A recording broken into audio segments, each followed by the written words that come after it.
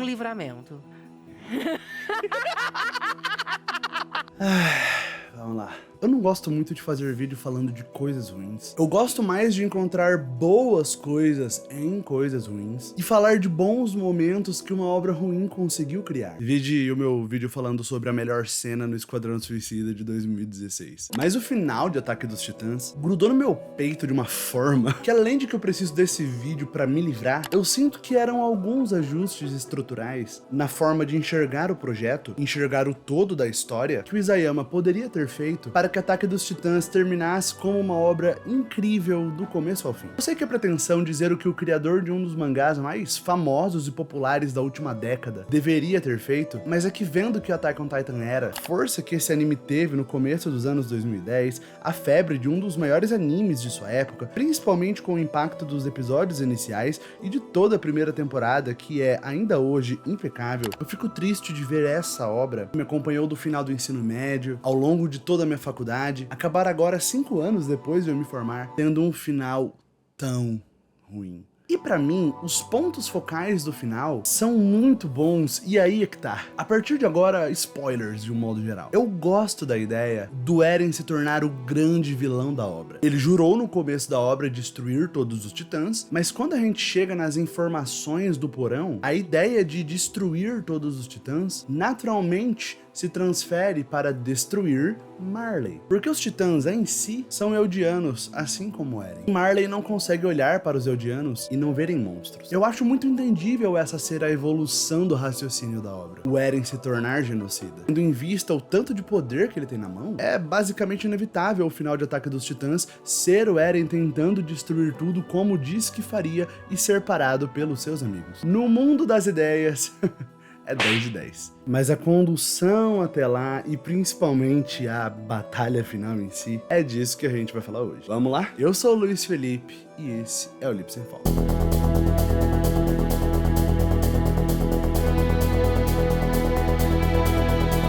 Pessoal, antes da gente começar, eu tenho 2 recadinhos. Primeiro, neste vídeo eu não vou destrinchar o episódio final. Eu entendo você esperar que eu o fizesse, pois um dos problemas do final é o quão esse episódio é complicado em alguns momentos. Se você quer um vídeo destrinchando o final, eu recomendo o vídeo da Gabi Xavier fazendo isso, que obviamente tá muito bom. Se bem que...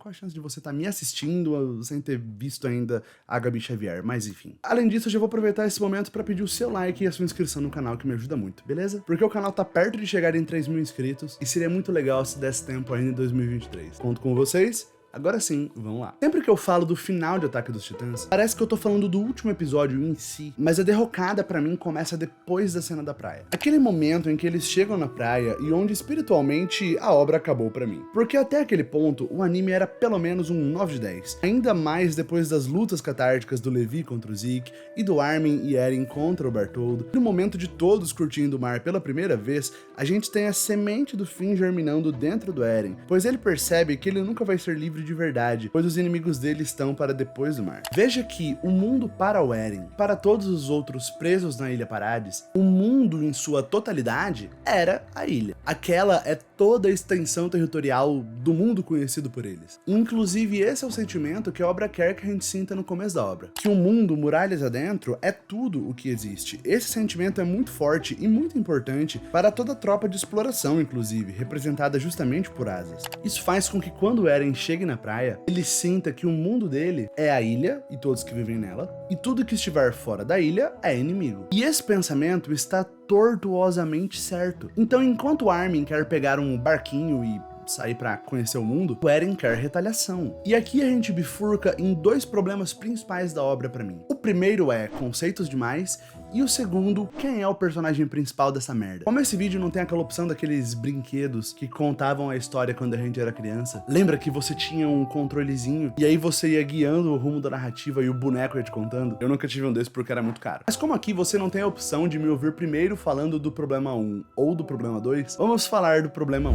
Uma coisa que eu adorava sentir enquanto lia e assistia Attack on Titan era a inevitabilidade. Ora, a inevitabilidade de o quão era basicamente praticamente impossível sobreviver às lutas. Eu lembro da forma que o Esquadrão Levi foi massacrado pela N, e por mais que não fossem personagens com muito desenvolvimento, eles eram bastante carismáticos e eu fiquei muito chocado com a forma e a violência que eles morreram. Mas a recompensa que nós temos depois é de ver o quão formidável o Levi é lutando. A velocidade que ele se move nos dá o sentimento de que é possível os nossos personagens vencerem, inclusive os titãs mais poderosos. Nessa cena em especial, o Levi não derrota a N por completo, mas muito quase. E eu gostava de como os elementos eram mais enxutos, de como menos era mais. Essa é uma frase que virou moda e eu tenho receio de usá-la, porque falar que menos é mais já virou clichê. Mas existem casos em que o excesso realmente é um problema. Shingeki era muito mais forte e impactante quando existiam poucos elementos fantasiosos, entre aspas, disponíveis, quando as variáveis eram mais claras da gente acompanhar. E um grande problema pra mim é o excesso de poderes dos titãs. Quando a gente vê no final do último episódio da primeira temporada que existem titãs dentro da muralha,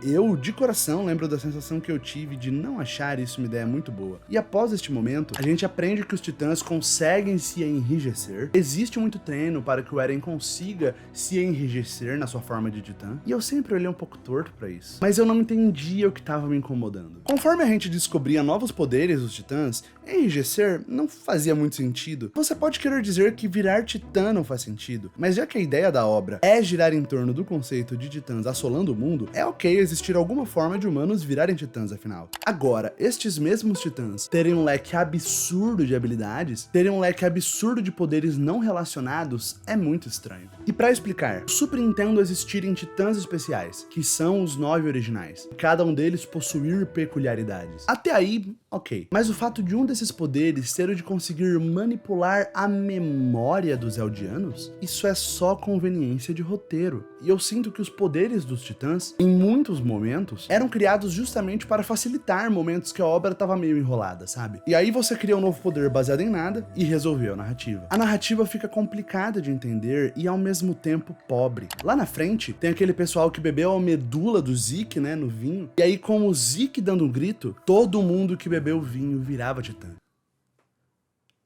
Por quê? A medula óssea do Zeke é capaz de ouvir ou entrar em ressonância com o grito do Zeke e fazer a pessoa virar titã? Percebe como isso é arbitrário? E o pior de todos pra mim é a questão dos caminhos, que conecta todos os Eldianos. Existe toda a explicação da Ymir, a fundadora, mas entra pra mim no caso de não fazer muito sentido, ser muito complicado de entender, e o Isayama usa esse elemento como algo fundamental da obra, como uma peça-chave. Alguns elementos são introduzidos de forma modesta até eles chegarem na praia. É o enrijecimento, é o grito que comanda os titãs burros, é o gás que transforma em titã, é a manipulação de mente, mas depois da praia, os poderes ficam muito esquisitos. E é diferente de obras cujos poderes escalonam dentro de uma lógica. No final de Naruto, tá todo mundo soltando Kamehameha, o que é esquisito, mas bem ou mal foi uma progressão. Uma progressão super exagerada no nível de poder? Com certeza. Mas a gente sente como uma progressão. Aqui os poderes são muito dispersos. E aí deixa essa sensação de que eles só existem porque a narrativa precisa de soluções para problemas que o próprio Isayama foi encontrando conforme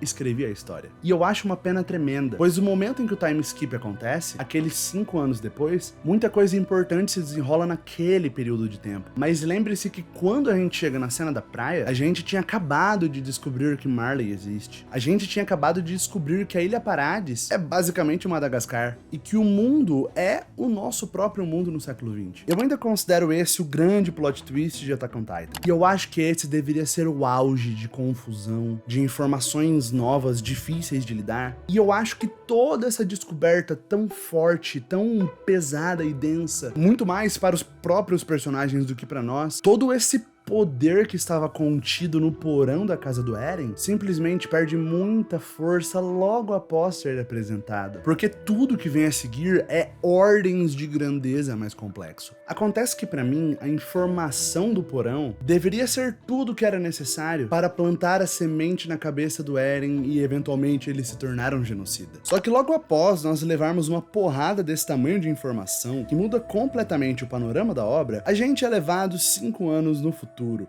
acompanhando personagens novos, e até aí ok. Mas quando a gente vê o Eren de novo, o personagem principal da obra, ele já era outra pessoa. A mudança do personagem aconteceu durante o time skip. Mas veja, se você quer colocar o personagem principal na posição de vilão da obra, você concorda que a gente precisaria ter acompanhado essa transformação? Caso a gente não veja, a gente pelo menos precisa acompanhá-lo para entender o que está passando na cabeça dele. E agora a gente chega no segundo problema de Attack on Titan pós-praia, que é: quem é o personagem principal dessa merda? Após o time skip, eu sinto que a gente ficou órfão de personagem principal na obra. A principal função de um personagem principal, falei muito principal nessa frase, né, meu Deus, é ser os nossos olhos e o centro emocional da obra. Obras costumam indicar o sentimento que a gente deve sentir no momento, numa cena, numa situação, através do que o personagem principal está sentindo. Neste sentido, muitas vezes o personagem principal de uma obra não está numa cena, e aí aquela cena tem o seu próprio personagem principal. E às vezes cenas realmente não possuem um personagem principal, acontece. Mas um erro de Attack on Titan é o de transformar completamente o nosso personagem principal, e ao invés de mantê-lo por perto, a série afasta o Eren. Ele demora a aparecer pós-time skip, e após o atentado que ele faz em Marley, ele se torna uma figura distante e misteriosa. Então no momento que a gente está justamente tentando entender o que se passa na cabeça dele, a obra o afasta. E a obra poderia o afastar dos personagens, mas não da gente. A gente tinha muito apego com o personagem. Não é justo com a gente mudá-lo completamente e não deixar a gente entender. Veja, um personagem pode sim ser um vilão e estar próximo do espectador mesmo assim. Pense no balanço que o Death Note consegue fazer nos manter tanto perto do Light quanto do L. A gente fica sempre mais perto do Light, é verdade, mas o L divide muito tempo de tela também. Death Note é uma obra que não deixa a gente no escuro, em relação aos movimentos do que o outro está fazendo. Por mais que existam movimentos que aí sim, às vezes a gente fica no escuro por um tempo, pra só entender lá na frente, a gente acompanha tanto o mocinho quanto o vilão. É importante que um vilão não seja simplesmente uma força opositora aos heróis, e sim um personagem. Acontece que depois do time skip, o Eren mal é um personagem. Porque ao mesmo tempo que a gente não o reconhece mais, ele tá muito longe da gente o tempo todo. E não satisfeito em nos roubar o personagem principal, a obra não elege Mikasa e Armin como os personagens principais de cara. Eles até se tornam mais pra frente, mas o sentimento que fica com a gente é que a obra não tem mais personagem principal. É que a obra não tem mais um pulso emocional que nos indica o que a gente deveria estar sentindo. Isso faz com que muitos momentos em que a obra está indo pra frente, com uma dose de complexidade altíssima, tenha um sentimento extremamente vazio. É difícil entender o que tá acontecendo, porque a trama entra numa espiral de complicação e a gente não tem nenhum personagem principal ali colocando a mão nessa trama e tentando destrinchá-la para que a gente entenda e tenha uma referência do que sentir em relação a isso. Eu estava muito indiferente à obra até o momento que o Eren tocou no Zeke, entrou em contato com o caminho, usou o rugido da terra, estourando as muralhas e fazendo os titãs marcharem. Porque do mar até o momento do rugido da terra, a obra fica sem personagem principal, ditando o sentimento. Pense como após a cena do rugido, você tem uma proximidade tremenda dos personagens novamente. Isso porque Armin e Mikasa ficam muito perto da gente após o rugido. O ritmo melhora depois disso, pois nós voltamos a ter personagens principais no centro da obra. Todo o bloco entre o mar e o rugido foi muito difuso entre cenas de líderes tramando estratégias, cenas do Eren e do Zeke tendo conversas muito confusas, cenas da Gabi, que eu entendo você odiar a Gabi porque ela matou a Sasha, mas ela é só uma criança, quando cena do Armin e da Mikasa, cena do Levi e do Zeke, até meio confuso entender por que os dois estão juntos e não estão se pegando na porrada, cena do Flock e da facção Jäger sendo um bando de filho da... Após o rugido, os núcleos diminuem ao ponto da gente basicamente só ver Armin e Mikasa e quem mais estiver perto desses dois. Isso melhora muito o ritmo, mas não salva. Porque colocá-los no centro absoluto da obra deveria ter sido feito imediatamente depois da cena do mar. Tudo bem aquele bloco em Marley com personagens novos, eu não tô reclamando disso. Mas depois do atentado de guerra, quando a gente volta pra ilha, opa! Armin e Mikasa, eles fazem parte do centro dessa obra. Agora, veja como a gente tem um bloco muito grande que é muito complexo de entender alguns conceitos e que volta naquele problema dos poderes arbitrários demais dos titãs. Pois tem toda a questão do plano do Zeke de eutanásia eutanásia dos Eldianos, pois sempre que um Eldiano portador de um dos 9 morrer, um Eldiano irá receber esse titã. Olha como esse é mais um elemento completamente aleatório e desnecessário. Olha como esse Wi-Fi Eldiano mais prejudica a obra do que ajuda. É muito complicado porque é indefensável a atitude que o Eren vai tomar de cometer um genocídio, e eu sinto que a obra quer que você fique na dúvida do que achar. Eu sinto que a obra quer que você até ache que o Eren pode estar certo, pois a outra opção, horas, seria o apagamento completo dos Eldianos. Mas primeiro, gente, genocídio nunca é resposta para absolutamente nada. E segundo, esse é um problema criado por uma decisão de roteiro arbitrária. Os Eldianos terem um 5G, terem uma rede neural compartilhada, permite que um Eldiano faça o download de um titã primordial, cujo portador acabou de morrer, não é um raciocínio natural que faz sentido. É uma decisão de roteiro muito esquisita. Seria mais fácil se o Isayama literalmente tivesse pensado em outra coisa. Pense, qual a função dessa possibilidade existir? Se a gente sabe que o caminho que a obra vai tomar vai ser do Eren tentar destruir o mundo inteiro. A gente sabe que o plano de eutanásia dos Eldianos nunca vai ter chance de acontecer. Dentro da própria obra, esse plano nunca deixa de ser uma hipótese. Se esse plano nunca se torna nada além de uma hipótese, qual a função narrativa da existência dele, hein? Apenas recordando que esse era o plano do Zeke, de manter todos os Eldianos confinados na Ilha Parades, baixar um decreto que proíbe engravidar, para que eles não se reproduzam, para que eventualmente todos os Eldianos morressem, e assim toda a linha Titã morreria junto com o último Eldiano que sobrasse. E esse plano, ele parece muito idiota e fatalista, porque ele realmente é. Esse plano só faz sentido porque existe a regra arbitrária e desnecessária de que sempre que um portador de um titã primordial morre, ele transfere esse titã para um outro Eldiano através do Wi-Fi 5G. A função narrativa do plano de eutanásia existir é ser a única opção logicamente aceitável, pois a outra opção é um genocídio. Acontece que essa opção é um genocídio, de certa forma, ele só não envolve violência física, mas envolve violência psicológica e o apagamento de um povo, pois a ideia é manter os Eldianos confinados e podar a liberdade de se ter filhos, de dar continuidade na sua família, de dar continuidade na sua história. Isso faz com que a gente, não a gente necessariamente, alguém, certas pessoas, olhem para o plano do Eren e pense, pô, ele até que tá certo, né? Não tem outra forma mesmo. Eu espero que você não pense que o Eren tava certo. Porque genocídio sempre é um erro, de novo. Então, o excelente contraponto que a obra faz para sustentar o Eren é apresentar um contraponto que envolve todos os Eldianos morrerem, yay! Sendo que esse plano só existe e só é viável por conta de um elemento no roteiro que só existe porque o Isayama quis que existisse. Pense que para um titã primordial ser herdado, ao invés dele passar para outro Eldiano por Wi-Fi, ele poderia só ser passado sendo comido por outro. Esse elemento, inclusive, é bem esquisito, mas no ponto que a gente tá de esquisitice, definitivamente eu não vou falar mal disso. E esse é um elemento que tá na obra desde bem antes, caramba. Tá certo que sem essas coisas, para fazer os titãs primordiais serem passados automaticamente, se alguém com um titã primordial morresse sem ninguém perto, seria um titã primordial que se perdeu pra sempre, é verdade. Mas isso só seria um problema se o roteiro quiser que seja. Onde eu quero chegar? Eu sinto que o Wi-Fi Eldiano é mais uma camada de complicação no roteiro, completamente sem sentido, que existe principalmente para que o plano de eutanásia possa existir, para dar mais estofo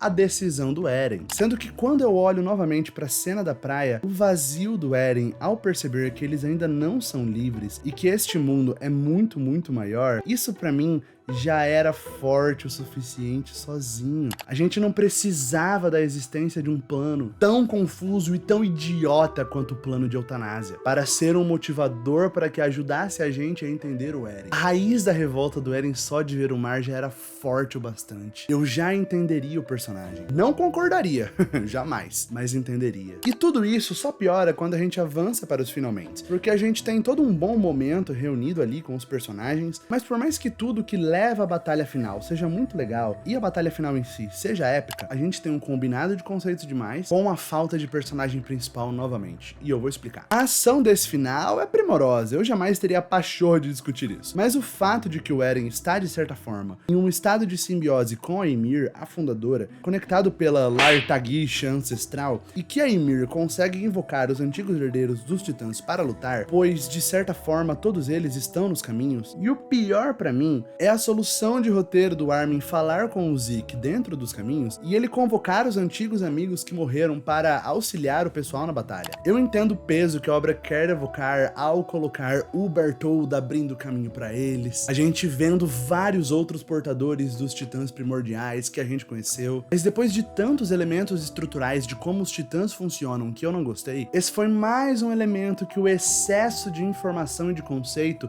me afastou da obra. Finalmente a gente chega na falta de personagem principal suprema, e principalmente a falta que o Eren fez na obra. Essa batalha, de certa forma, todo mundo tá lutando em cima do Eren, é verdade. O Eren está de corpo ali, mas o Eren não está emocionalmente nessa luta. Pense como em Guerra Infinita e em Ultimato, por exemplo mais óbvio, a gente acompanha o Thanos. A gente tá vendo o ponto de vista do Thanos em muitos momentos. Isso porque os irmãos Russo entenderam que se eles querem que o personagem genocida tenha carisma, conquiste a audiência, mesmo que a audiência discorde dele, é importante que a gente o veja. É importante que os sentimentos dele estejam na mesa. O Eren tá muito distante emocionalmente da gente. Não existe nenhum indício do que esse menino tá sentindo nesse ponto. E isso faz com que eu tenha sentido nessa luta como se os nossos personagens estivessem carregados de intenção e o objetivo fosse derrubar uma parede, uma literal parede. Um objeto inanimado que não possui sentimentos, opiniões ou crenças. O Eren, até os 45 do segundo tempo, parece ser apenas um obstáculo físico. Eu sinto que a forma de resolver esse sentimento seria simplesmente mostrar o que o Eren tá sentindo. Mostra pra gente uma cena do pessoal falando com a Mikasa, não vai ter como, a gente vai ter que matar o Eren mesmo. Corta pra dentro do titã do Eren, mostra o Eren pensando o que quer que ele estivesse pensando naquele momento. Faz essa justaposição dos sentimentos do Armin e da Mikasa com os sentimentos do Eren em tempo real nessa luta. Pensa como essa luta seria mais trágica. Mostra o Eren pra gente literalmente saber que ele tá sentindo alguma coisa. Seja certeza, seja confusão, seja tristeza, seja euforia. Eu só queria saber que o vilão da história tava ali presente não de corpo, mas também de alma. Na tentativa de fazer o Eren vilão, o Isayama fez o Eren deixar de ser personagem principal com motivações heróicas para transformá-lo num mero obstáculo físico. A gente sabe que ele está sentindo e pensando em coisas, mas a gente precisa supor, porque isso não é mostrado. E quando a gente chega nos finalmente dos finalmente, ao invés de nós termos uma luta intensa, nós temos um anticlímax, pois a resolução prática da história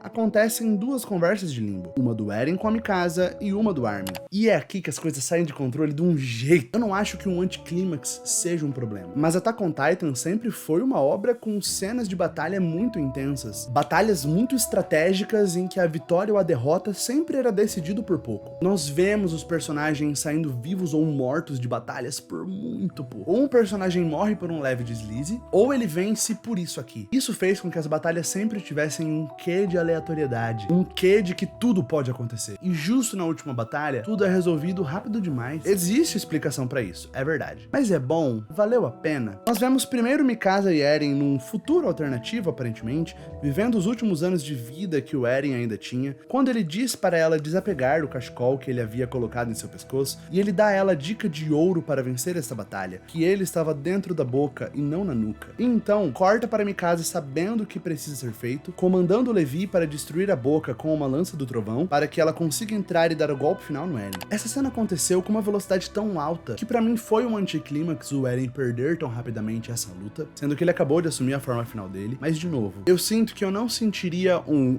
mas já perdeu? Se a gente tivesse constantemente o ponto de vista dele ali. E aí a gente vai para o limbo com o Armin, e aqui, meus amigos, aqui fica complicado. Eu acho bonito a forma que a conversa é conduzida, mostrando os dois ao longo de tempos diferentes, crianças, adolescentes, até jovens. Mas este momento é quando, depois de toda uma temporada com o Eren sempre longe, sempre distante, sempre afastando ao máximo o Armin e Mikasa, e por consequência nos afastando, esse é o momento que a obra decide nos mostrar o ponto de vista do Eren. O Armin pergunta se o que o Eren queria era que ele e a Mikasa o derrotassem, para que eles fossem vistos como heróis, e Marley deixasse Eldia quieto, já que os heróis foram eldianos, e o Eren diz que sim. Pera, então esse era o plano dele? Aos 45 45 do segundo tempo, o Eren quer meter o Code Geass? É sério? Como a gente não tem o ponto de vista do Eren há muito tempo, desde que ele vira a chave, eu não consigo ver evidência ao longo da obra de que era isso que ele tava tramando. Desculpa, obra, eu não consigo acreditar em você. E pra mim ainda piora muito. Quando o Eren conta para o Armin que a cabeça dele ficou muito confusa após ele ter entrado em contato com a história e ter visto passado, presente e futuro e ter podido interferir no espaço-tempo, de novo, eu acho que o segredo do portão devia ser o maior plot twist dessa obra. E a forma que Attack on Titan decide enfiar a viagem do tempo na história não me desce, não funciona. Mais atrapalha a narrativa do que ajuda. O intuito disso é mostrar o quão ver o passado, presente e futuro ao mesmo tempo fez mal ao Eren e o quão ele não estava bem da cabeça. Vocês estão percebendo que a obra tá querendo, aos 45 do segundo tempo, humanizar genocida? O Eren diz que foi ele que mandou a Titã que comeu a mãe dele comê-la, pois senão ela teria comido o Bertholdo. E o Bertholdo era importante para o grande esquema das coisas. A obra quer que agora, nessa altura do campeonato, dizer que olha esse pobre coitado que foi forçado a matar a própria mãe. Honestamente. E o pior é o Armin chegando na conclusão que, de fato, o Eren fez tudo isso por eles. E ainda por cima atribui a si parte da culpa, pois o Armin tinha o sonho de ver o mar, de conhecer o mundo. Então, como o Armin colocou muita lenha na fogueira para que isso acontecesse, para o sonho dele acontecer, ele foi motor, ele foi pivotal para que o Eren despirocasse e se tornasse um genocida. Então o Armin toma para si parte da culpa do genocídio que o Eren cometeu. Eu sei que ele é o melhor amigo dele, mas o Armin é consistentemente um personagem muito mais inteligente do que isso. Não, Armin, você não corroborou com um genocídio. Não tinha você saber que o seu sonho de ver o mar ia fazer o seu amigo se tornar um genocida e pisotear 80% do planeta. E no mangá é ainda pior, pois no mangá o Armin agradece o Eren por ter feito isso, como se o Armin compreendesse que isso era o melhor a ser feito. Esse é um jeito da obra chegar no final e querer passar um pano pro Eren. Esse limbo poderia ser o momento final do Armin mostrar para o Eren que ele tava errado. Tanto que por mais piegas que seja o discurso do Armin lá no final, na frente dos Marleyanos, o Armin é um menino de coração bom dessa história. Ele acredita no amanhã, ele acredita em esperança. Como o Levi disse, o Armin era o melhor herdeiro do Irving possível, com um coração melhor que o dele até. Esse era o momento perfeito da obra usar o Armin para escancarar que o que o Eren fez foi um erro. E se existia alguma intenção de redimir o Eren, seria fazendo ele entender que ele errou, e não ele fazendo lavagem cerebral no Armin e na Mikasa. O clima que todo mundo termina é que o Eren fez tudo aquilo por eles. Ele errou, mas ele fez pela gente. E, gente, accountability, responsabilização. Falta de mais responsabilização no final de Attack on Titan. Porque a mensagem final que fica é péssima. Assuma teus BO, Eren. Assume que você fez porque você quis. Assume que você se tornou um vilão certo de suas ações. Seria muito mais bonito se o Eren se tornasse um vilão convicto para, na hora de sua morte, o Armin, que sempre foi muito bom de lábia e um símbolo de esperança, mudasse a ideia do amigo, mas fosse tarde demais. Essa saída que eu falei agora é uma coisa super básica, Star Wars já fez, já fizeram isso 1000 vezes, mas seria melhor do que o Eren fazer uma lavagem cerebral no Armin e na Mikasa no finalzinho. Como mensagem final da obra é horrível, e nesse ponto eu preciso falar da Mikasa. Essa menina se tornou um grande ícone no mundo dos animes na última década, poderosa, um símbolo de confiança. E a Mikasa tá junto, a gente tá tranquilo, mas eu fico muito irritado e triste com o que o Isayama fez até o final com ela. Ele nunca soube escrever a Mikasa, pois com todo o potencial, a Mikasa se resume a 3 palavras. O nome dela, Mikasa, um adjetivo, ela é forte e uma obsessão, o Eren. A Mikasa não é um personagem de verdade. E a gente vê que a personagem evolui tão pouco nesse final, que por mais que ela seja quem mata o Eren, no final ela literalmente beija a cabeça morta. Cara, o final de Kylo Ren e Rey no episódio 9 é feio, mas isso aqui, meus amigos. No final da personagem, a gente vê que ela morreu com o cachecol enrolado no pescoço, dando a entender que ela nunca conseguiu superar o Eren. Ela nunca conseguiu seguir em frente. É desastroso, pessoal. É bem animado, evoca emoção em muitos momentos. Existem sim boas coisas nesse final. É impossível não se emocionar com toda a tropa de reconhecimento aparecendo pro Levi. Esse momento é muito, muito forte. Mas como conclusão dessa grande saga, falta coragem pra incriminar o Eren e colocá-lo na posição de se responsabilizar pelos seus atos, por cometer genocídio de 80% da humanidade. A obra coloca esse elemento fatalista de que ao ver o passado, presente e futuro, o Eren viu que essa era a única forma de avançar. Não tinha como fugir disso. Mas isso não é um bom argumento de roteiro. roteiro. Apoiar a narrativa em cima de um personagem fez um genocídio porque esse era o único jeito? Desculpa, mas essa é uma escrita muito pobre. E novamente, eu volto pra cena do mar. E a força que aquela cena tinha para ser a raiz da revolta do Eren. Para ser a raiz do Eren vilão. E o momento para o qual as coisas nunca mais foram as mesmas. Eu queria lembrar do Eren como um bom vilão. Eu queria lembrar da Mikasa como uma boa personagem. Eu queria lembrar de Attack on Titan como um grande anime. Mas infelizmente nada disso vai acontecer. Eu sinto que assim como muitos personagens que morreram, isso aconteceu por pouco. Dá muita dó. Mas assim como muitas batalhas, os erros foram fatais. E agora eu só dou graças a Deus que esse anime finalmente chegou ao fim. Pessoal, muito obrigado por assistir esse vídeo até aqui. Pelo amor de Deus, comenta aí embaixo. Eu preciso conversar sobre o final desse anime. Você gostou, você não gostou? Você discorda revoltadamente de mim? Eu preciso saber. Eu realmente tô muito passado. Esse foi um anime que eu gostei demais ao longo da minha vida. Mas esse final, pra mim, não deu. Intancável. Um livramento, Bruna Marquezine. Um livramento. Do mais, manda esse vídeo pra deixar um amigo feliz por concordar comigo ou puto por discordar de mim, tá tudo bem. O importante é a gente conversar aí embaixo nos comentários com respeito, beleza? Sempre com respeito. Diferente do Isayama que não respeitou. Parei, chega. Pessoal, um beijo grande. Eu sou o Luiz Felipe e esse é o Lip Sem Foco. Valeu.